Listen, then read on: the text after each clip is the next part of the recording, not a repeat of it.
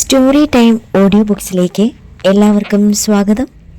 K Sudhakaran എഴുതിയ novel സ്നേഹിക്കാൻ ഒരു കാലം, അധ്യായം 1. ലൂർദ് ചർച്ചിന്റെ മുന്നിലെ ബസ് സ്റ്റോപ്പിൽ ഹണി കാത്തു നിൽക്കാൻ തുടങ്ങിയിട്ട് 25 മിനിറ്റ് കഴിഞ്ഞു. ഹൃദയത്തിന്റെ ആകൃതിയിലുള്ള സ്വർണ്ണ വാച്ചിൽ ഹണി 17ാമത്തെ തവണ അക്ഷമയോടെ നോക്കി. 11 ആകാൻ 5 മിനിറ്റ്. നാളെ രാവിലെ 10:30 ഞാൻ ബസ് സ്റ്റോപ്പിൽ വരാം, നീ അവിടെ വെയിറ്റ് ചെയ്താൽ മതി.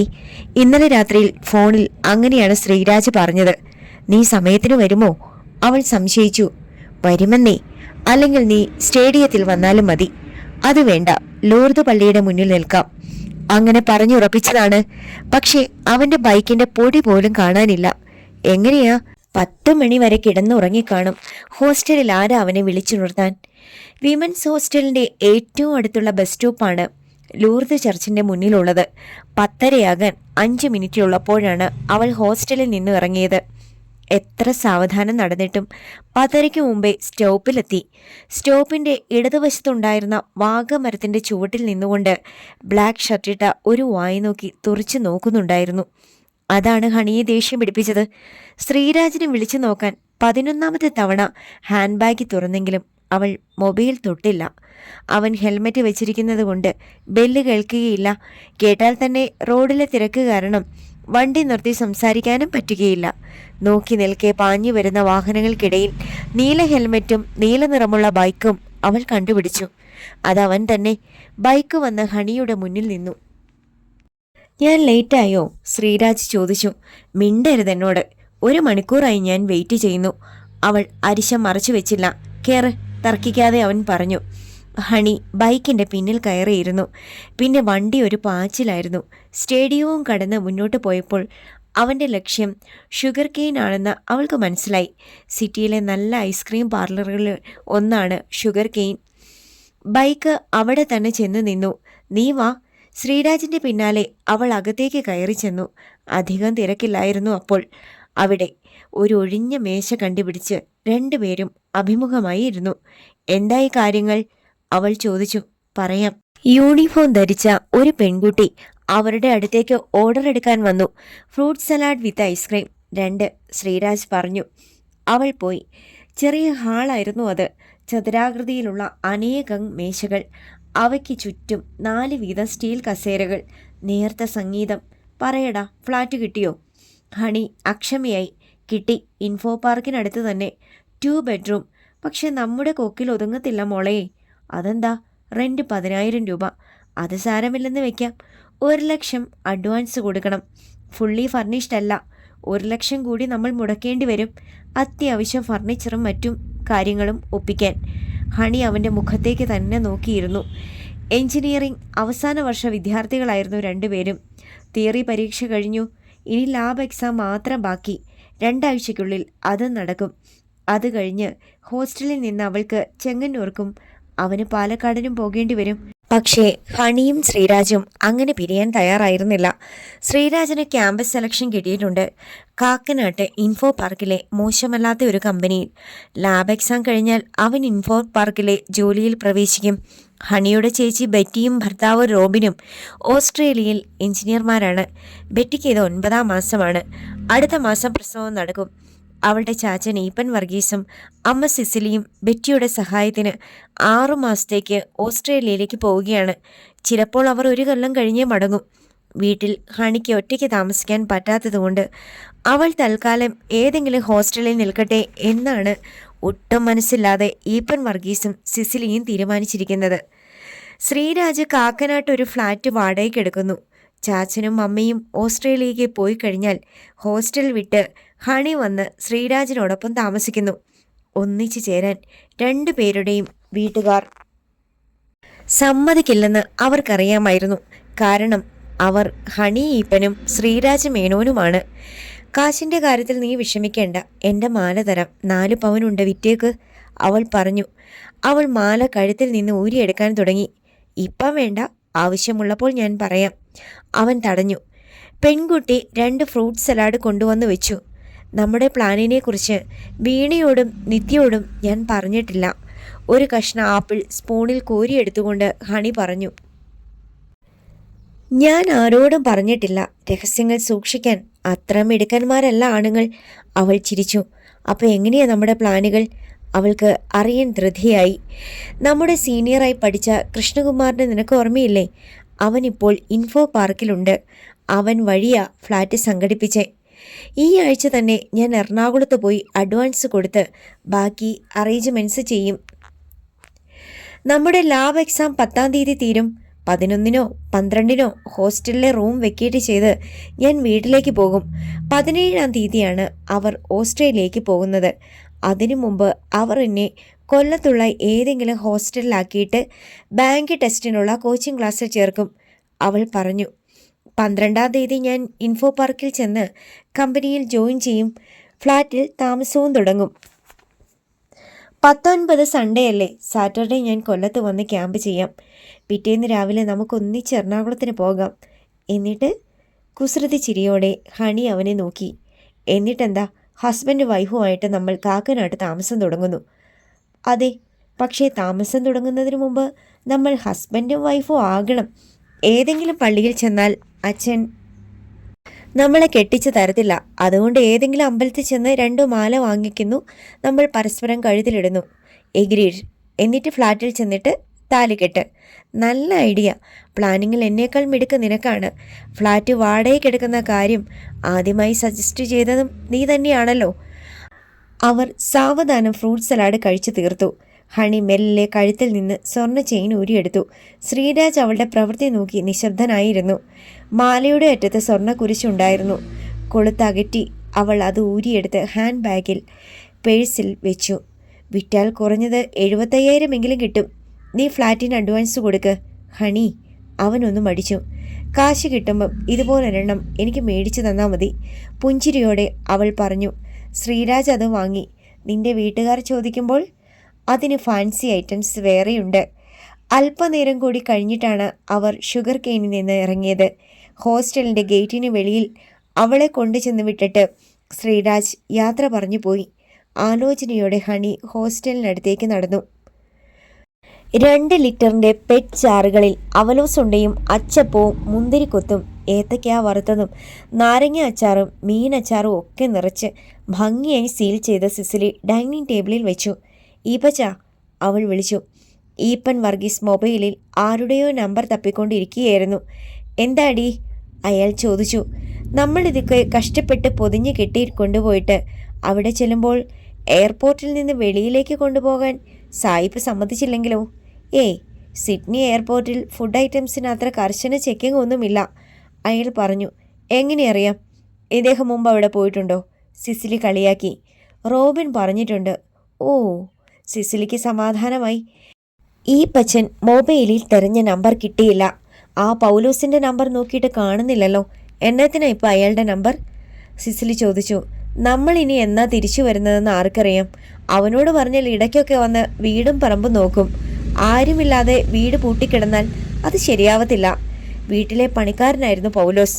മക്കൾക്ക് ജോലി കിട്ടിയതിൽ പിന്നെ അയാൾ പണിക്കൊന്നും പോകാറില്ല. ആ ഡയറി എടുത്ത് നോക്ക്. പഴയ നമ്പറൊക്കെ അതിലല്ലേ എഴുതിയിട്ടേക്കുന്നേ? ശരിയാ, അതിൽ കാണും. ഡയറിയിൽ നിന്ന് പൗലോസിൻ്റെ നമ്പർ കിട്ടി. അപ്പോൾ തന്നെ ഈ പശൻ അയാളെ വിളിച്ച് സംസാരിച്ചു. നാളെ ഞാൻ അങ്ങോട്ട് വരാൻ സാറേ. അയാൾ ഏറ്റു. ആ കാര്യത്തിന് അങ്ങനെ പരിഹാരമായി. പഴയ മട്ടിലുള്ള വാർക്ക വീടും 1 ഏക്കർ പറമ്പുമുണ്ട്. പറമ്പിൽ കുറച്ച് തെങ്ങും മാവും പ്ലാവും മറ്റു കൃഷികളുമുണ്ട്. ഇലക്ട്രിസിറ്റി ബോർഡിലായിരുന്നു ഈ പച്ചന് ജോലി. കഴിഞ്ഞ വർഷമാണ് റിട്ടയർ ചെയ്തത്. അതിനുശേഷം പറമ്പിലെ കൃഷിപ്പണികൾ ഉഷാറാക്കി കൊണ്ടുവരികയായിരുന്നു. അപ്പോഴാണ് ഈ ഓസ്ട്രേലിയ യാത്ര.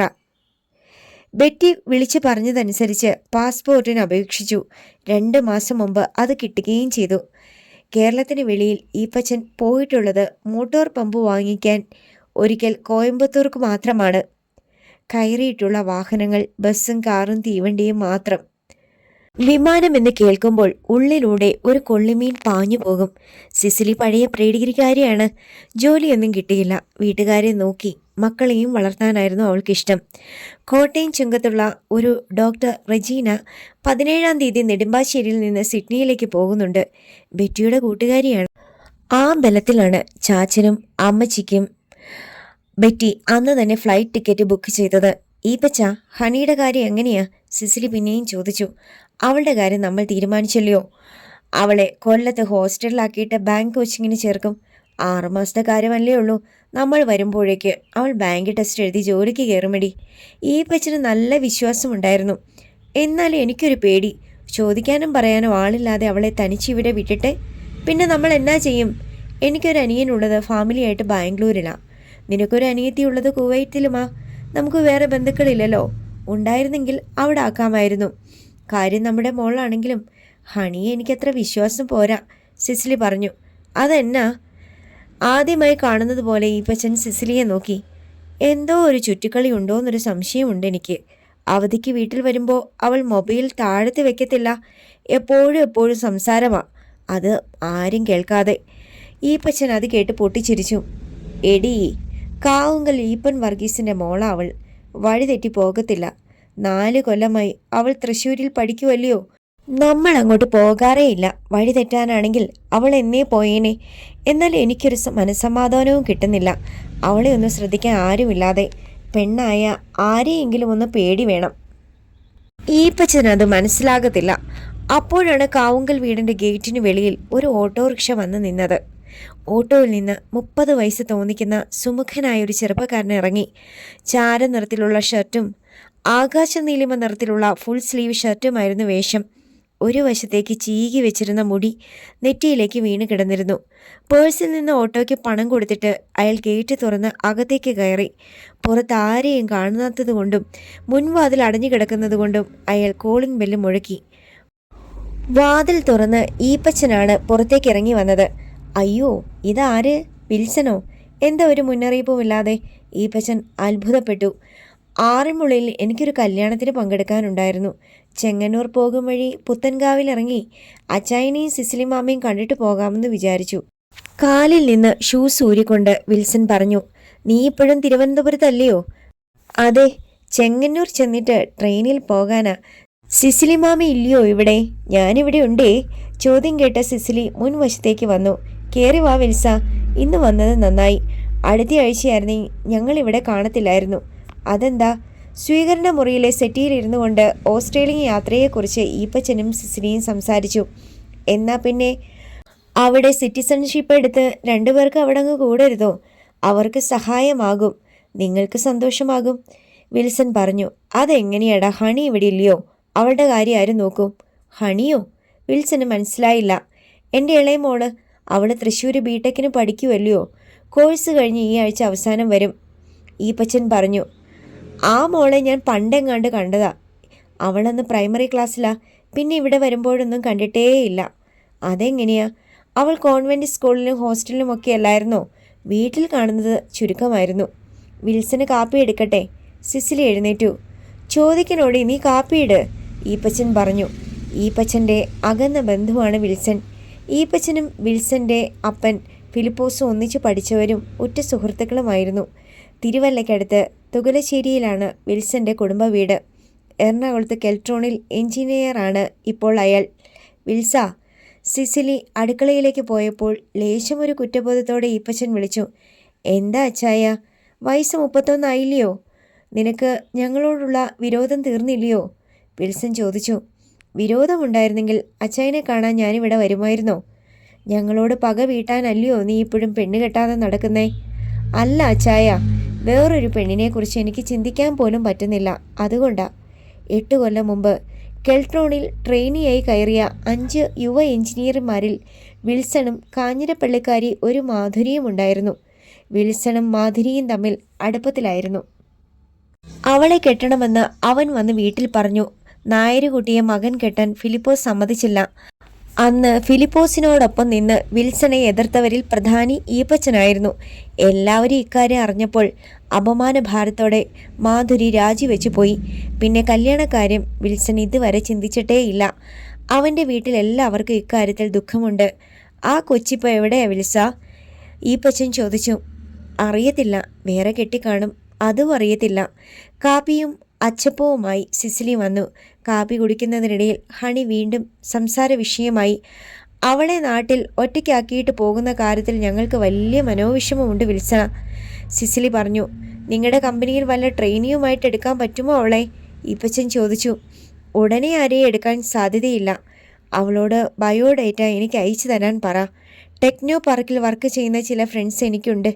ഏതെങ്കിലും നല്ല കമ്പനിയിൽ അവൾക്ക് ജോലി മേടിച്ചു കൊടുക്കാം. നീ അവളെ കണ്ടിട്ടില്ലല്ലോടാ. അവളെയും കൊണ്ട് ഞങ്ങൾ അങ്ങോട്ട് വരാം. പരിചയപ്പെടാതെ പറ്റത്തില്ലല്ലോ. അവളെ അവിടെ ഏതെങ്കിലും ഹോസ്റ്റലിലാക്കിയിട്ട് പോകാം. നീ അവിടെ ഉണ്ടല്ലോ എന്നൊരു മനസ്സമാധാനം ഞങ്ങൾക്ക് കിട്ടുകയും ചെയ്യും, ഈപ്പച്ചൻ പറഞ്ഞു. വിൽസൺ അയാളുടെ വിസിറ്റിംഗ് കാർഡ് എടുത്ത് കൊടുത്തു.